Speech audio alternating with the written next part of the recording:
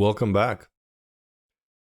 It's been 2 years since the last tutorial session dropped, and as much as I'm surprised how long it's been, I'm also not, because ever since we dropped the tutorial and started getting some of the users, within the first couple of months we realized that the feedback that we're getting will drive Octopi and its interaction with Sierra Chart in a direction that is significantly different or different enough from what we currently have, that recording tutorials on the old platform, on the old iteration of software, would be a waste of time. So 2 years later now, where we are is we're going to start fresh with the understanding and the learnings of the last several years of what you guys wanted, a lot of the simplification that we've implemented in the program and in the process of getting started.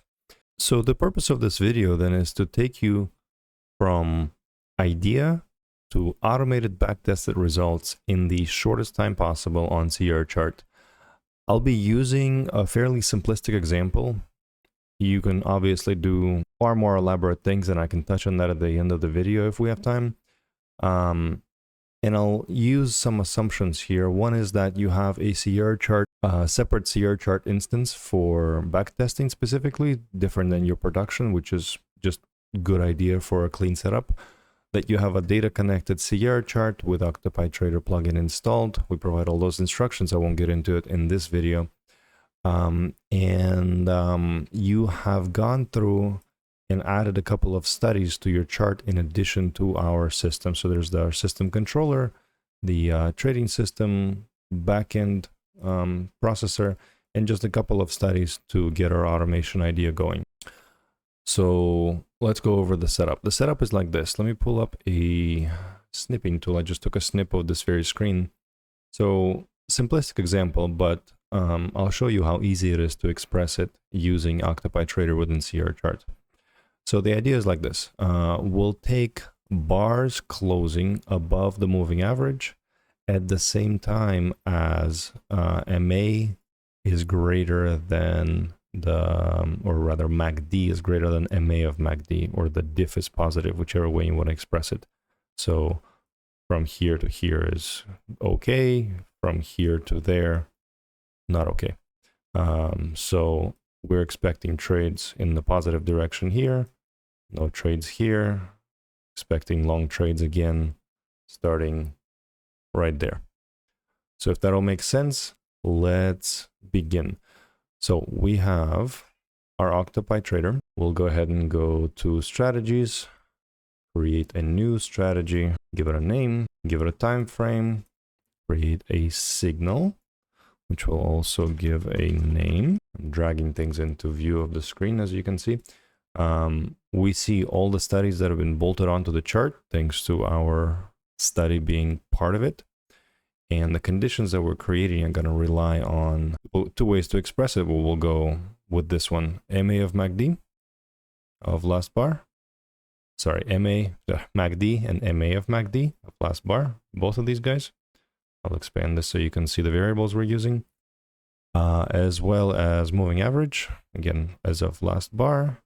And the last bar close. You notice I'm clicking -1 for every one of them. This way we're looking one bar back from the current forming bar. So these four things. How do we make a condition out of this? So we just double click. We're going to say MA of MACD greater than, I keep flipping them, but you get what I'm saying. MACD is greater than MA of MACD. That's one of our conditions. And the second one is the bar closed, once again above a moving average. So these two conditions is all we need to trigger our signal, or our signal to trigger. We're going to go in a long direction. We'll have to create a new order. Octopi operates with bracket orders. So we'll give this a static order. There's a reason I'm calling it this. Name. This one will just be 10 points by 10 points. Target stop. We're trading NQ. Click OK. And we'll enter market off of current price. I'll add just one more thing, trade cooldown, and this will limit us to one trade per bar, protecting us from going in and out of the trade multiple times. So long as the condition match, it'll keep doing that. One of the things you'll realize as soon as you automate something, it does a lot more than you initially anticipated with your eyes. Click OK, click activate. This sends everything that we've configured over to CR chart. Activation successful, so this tells you that everything is okay. And this is where we added some trickery to CR chart replay protocols. If you click on SC control, you get this little window, at which point we can minimize our Octopi configurator and begin replaying. So we can pre-configure a couple of different profiles, or as many really as you need, to accurately replay CR chart price action and get the backtested results. So all you have to do really is configure this. This is pre-configured to go at 1,000 times regular speed from the beginning of the chart. So this will rewind the chart for you, enable your automation, and a replay price as it formed. One thing CR does is it sometimes will reconnect the data. You don't need it. In fact, you don't want it for testing. But we started paused, and all we have to do is hit resume. You'll see here on the screen prices forming. This is Sierra's default replay remote, if you would. And you can see on the top left, our study got auto-enabled by just hitting start. We can bring this down so you can see price. And I can actually speed it up a little bit because we do need to build a certain number of bars just in order for everything to calculate. Now you can reduce that to 0, but we set it by default to 50. That way you have enough data built up for your studies that may have a further look back period in order for those to be calculated accurately. Sierra will calculate, so, one of the tricks with Sierra is it will calculate studies even though they haven't reached their maturity, if you would, the look back period that you set. So if you set a MA of 50, you will actually go ahead and calculate every bar, and it has the value for MA of 50, even though it's not yet 50. It just won't draw it for you. So at the beginning, you can see that the MA wasn't drawn, but there was a value there. And no matter what, our automation will operate on that value because it sees it in the back end. For that reason, we build that buffer. But I'm going to still speed it up a little bit until we get to the first trade, and we will verify the condition that we've set up and make sure visually that it is correct, which is always the first step of making anything automated. And here it is actually. So if you recall, the configuration was that I'm going to bring up my snipping tool. So we were expecting a close above a moving average with MACD greater than MA of MACD, or these little yellow hairlines, MACD being positive, if that's easier for you to look at. So if you see here, we closing above, MA is negative or less than, MACD is less than MA of MACD. It's gonna kill me, this video.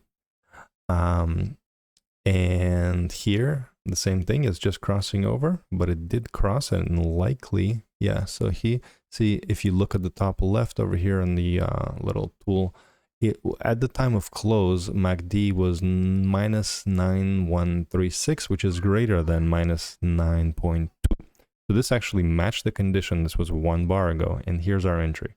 We closed above the moving average, and we closed in the positive MACD area. So here we go. We entered 10 points, 10 points. So from 36 to 46 to 26, that was the order that we created. We got our automation working. So from now, we can speed it up to the moon and verify that it continuously fires, which it does. And then to look at the results, all you have to do is go back to your SC control, hit stop, or your data will run out eventually. And take a look, you go to trade activity log, voila, you have the results. All the statistics, this only captured 32 trades in the little short bit of time that we've been talking. But you would normally be obviously replaying longer sections once you're done testing and composing, making sure that mechanically you're executing what you're supposed to be executing. One other thing I'll show you before, just to elaborate on additional features that sort of value adds of Octopi on top of Sierra chart, you can create a study. I'll just show you and then we'll talk about it. That returns ATR. There's a reason I've added ATR as a study here to Sierra chart. And all it will do is it'll return the value of average true range. I'm going to return it as of the last bar because that's easier for everybody. Double click, click, OK. Now we can go and make another order that is, instead of being static, is dynamic. And this order will live a different life. At each time of entry, instead of using a static point offset, we'll go look at a study offset of the ATR study. So each time we enter, we're going to enter a dynamic value of the ATR at the time of entry. So this way your trade lives with the volatility of the market. Click OK. We'll go to strategies, double click, and we'll swap the static order to the newly created dynamic. Click OK. Operations activate. Once you get the activation successful message, click OK. Back to SC control, minimize this. And here we can go, instead of the default replay, which only goes at 1,000, we'll go to the fastest possible Sierra chart speed, which is 200,000. They don't write it in here. You can type it in, but secret little replay speed of Sierra chart. Again, all we have to do is hit start. It rewinds the chart, pauses it, turns on automation, resume, and this will look more like a PowerPoint because some of your computers will slow down at 200,000, some of your computers will slow down at 700. You'll have to see, based on the complexity of automation that you create, the speed of your computer, intensity of data. So NASDAQ is super intense, there's a lot of transactions. Something that has less volume replays a lot quicker, so there's not really an estimate that anybody could ever give you for how long is it going to take to automate something. But within a couple of minutes, you'll replay a good section of data, and I'm not going to make you wait, obviously, we'll just hit stop. But little changes like this make a big difference to the overall outcome of your strategy. So you can go to, once again, trade activity log, take a look, and suddenly it's a positive strategy. But we've now done 151 trades in that, again, short time that I've been talking. Look at all the statistics and try to ascertain whether this is something that you're going to continue fiddling with or take live or add to your portfolio of otherwise algorithms. And that's really that. There are sections of Octopi that I obviously have not touched on at all. And I struggle to fit all that in one video, especially a short one like this. So I will be making a new video, as I mentioned at the beginning, going over all of the new functionality that we've added and everything that I think is worth mentioning, because a lot of work has been done since we released that is not captured in my earlier videos. So look forward to that. But for now, I hope this captures the essence of what it's like to take idea in your head or on YouTube video or trading friends, convert it to an automatable idea or automation logic and plug it into Sierra chart and use Sierra's native replay mechanisms to get accurate answers as to what would have happened if I traded this over the period of time tested. Thank you, guys.